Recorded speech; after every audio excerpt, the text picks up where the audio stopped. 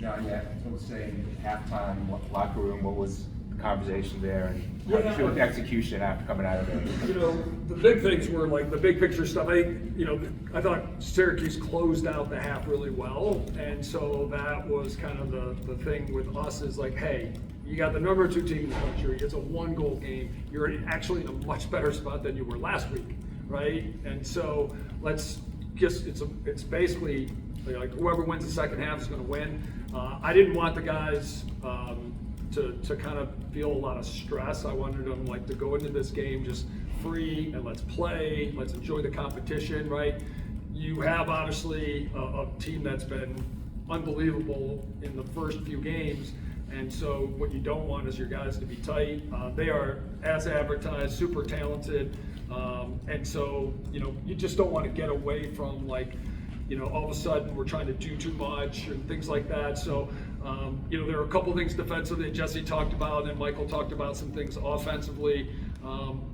We went, the thing that I was a little like, I didn't say it, but I was frustrated was we had 8 turnovers in the first half, and that's kind of where we were last week. It's like, oh man, when we become that team, we really like shoot ourselves in the foot, and part of that is Syracuse, so you have to give them that. They caused a bunch of turnovers, and just like Loyola did last week, but we were only 4 in the second half, so now there's 4 more possessions you get back.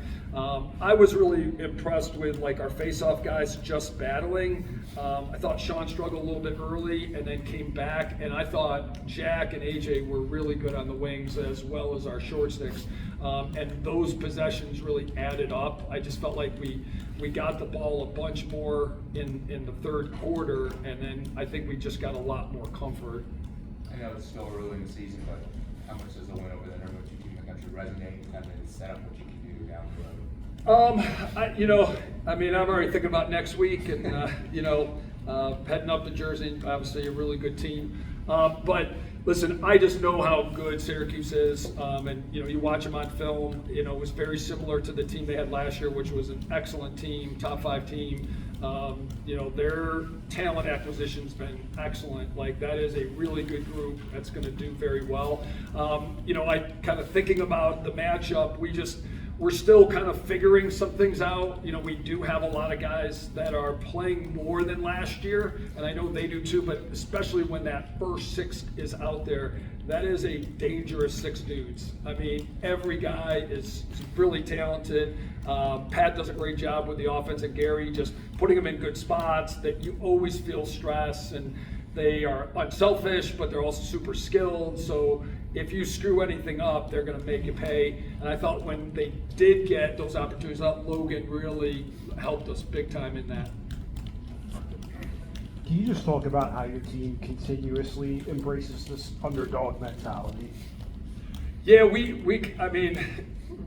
it's funny because we don't talk a lot about like big picture stuff, but you're not immune to it just because of everything. And I had a bunch of alums that, they're like, hey, I looked at the preseason All-Americans and you didn't have anybody on the first, second, or third team. And I'm like, well, I don't know who's picking them, like I'm not sure who's doing it.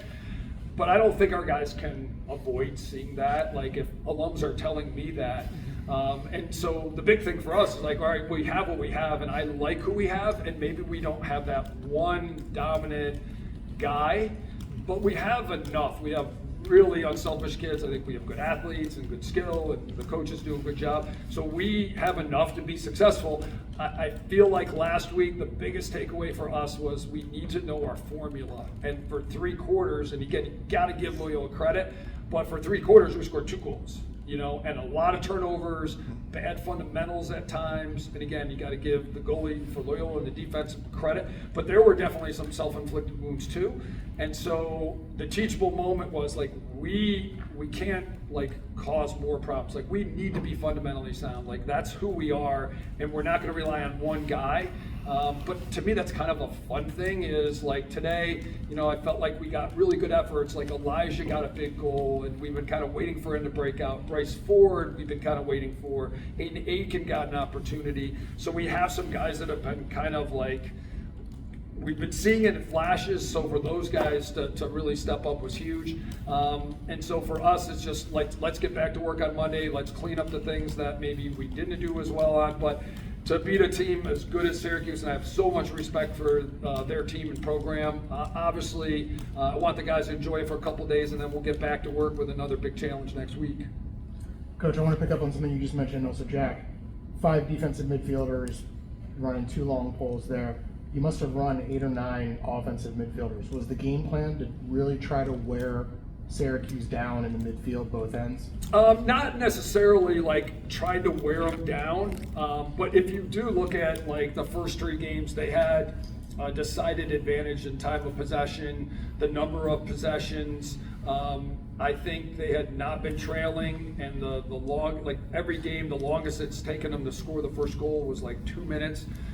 Jesse saw something in terms of time of possession through Lacrosse Reference that he thought was like they were really good there. But that, I mean, they have really good players, you know, like Johnny Mullen's an excellent face-off guy. They have good wings. They have good offense. So super efficient.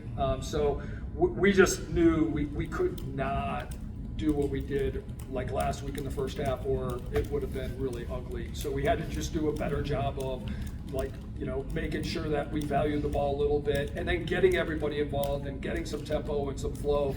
And I thought when we did that, they did better. But I think both teams, to be honest with you, the weather didn't necessarily help. It was tough at times, but we knew what was coming. I give our facilities guys a ton of credit. We were outside every day this week, and you saw the pictures of like Tuesday night's practice. It was slipping and sliding and all that, but we wanted to get our guys used to it because we just, from all the weather reports, it looked like it was going to be rainy, and there was no other way to mimic it than just force the kids to be out there. And it sounds like there's going to be more coming forward. But again, like it was just, all right, like make sure that whatever you're going to do Saturday, we need to do today, because we knew it was going to look pretty gross out. That game got really physical, so I'd like to get your take on that. There's some good hits in there. And then your extra man guys executed flawlessly.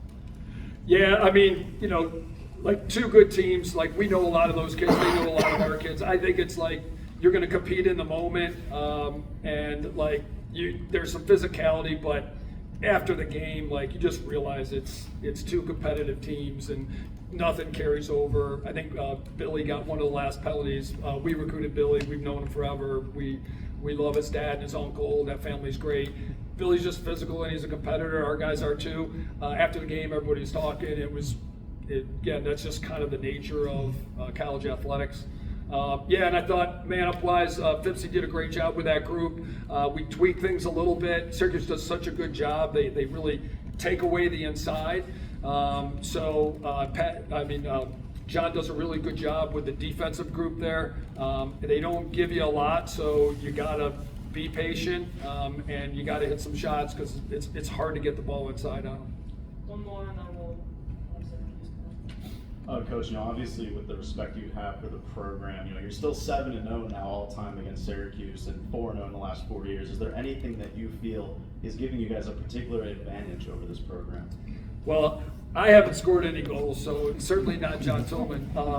Now, listen, like, I grew up in upstate New York. Again, so much respect for Syracuse and their tradition. You know, having played with Gary, you know, in club and indoor, you know, to me, one of the most humble superstars you're ever going to meet. Like, he is very understated, but he, you know, is arguably the best player to ever play, and just a humble guy at that. You know, a lot of respect there. I don't know, like, you know, sometimes like your record, like, you know, our record against teams maybe is a little better or worse, but there's nothing to it. You know, some groups wish we were a little better. You know, maybe it had a little more success. So yeah, I don't think there's anything to that. Again, with what's going on up there, I think they have obviously a lot of these guys are going to be back again next year, and Gary's only been there a couple of years, so it really seems like they got a good thing going up there.